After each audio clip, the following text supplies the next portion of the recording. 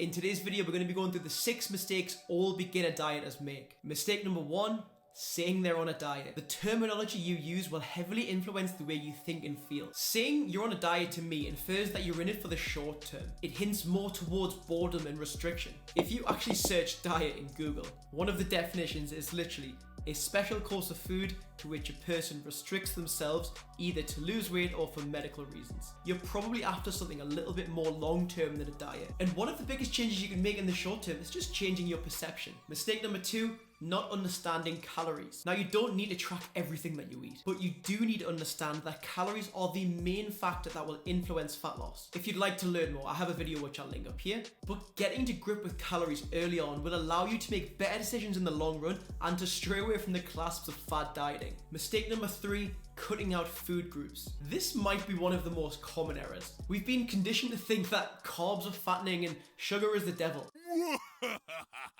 Whereas in reality, the only thing that leads to fat gain is over-consuming calories in the long run. It doesn't matter if those calories come from cookies or carrots. So instead, enjoy the things that you enjoy, but in moderation. Because if you tell yourself that you're not allowed to have any chocolate, I guarantee the first thing you want is chocolate. Mistake 4, eating foods they don't like. Bloody salads, man. I reckon that salads are the #1 cause of failed diets. Someone should do a study on that.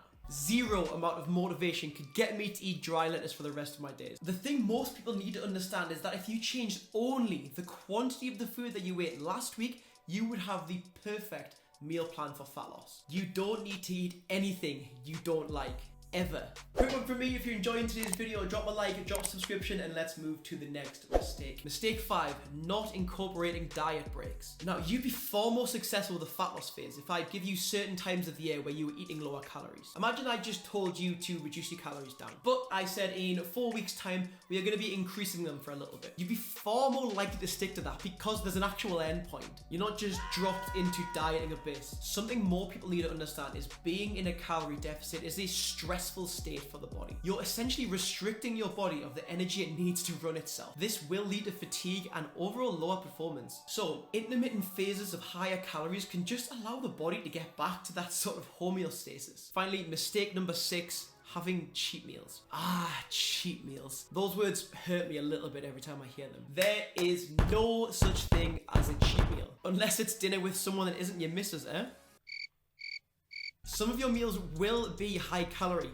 That's fine. If you've incorporated them into your week, then what's the problem? Let's say your normal dinner is about 600 calories, but you go out for dinner and you eat a meal which is 1200 calories. Most see that as a failed diet, but in reality, you've only consumed 600 more calories. You could decrease your calories by 100 for the next 6 days, 200 over the next 3 days. Or if you know you're going out for a meal, on a morning you could just have a lighter breakfast and lunch so you can allow yourself to go out and enjoy a meal. Simple as that. Now, get yourself out there and smash your fat loss phase with confidence. Thank you for all of the love and the support on the previous videos, and I will see you in the next one.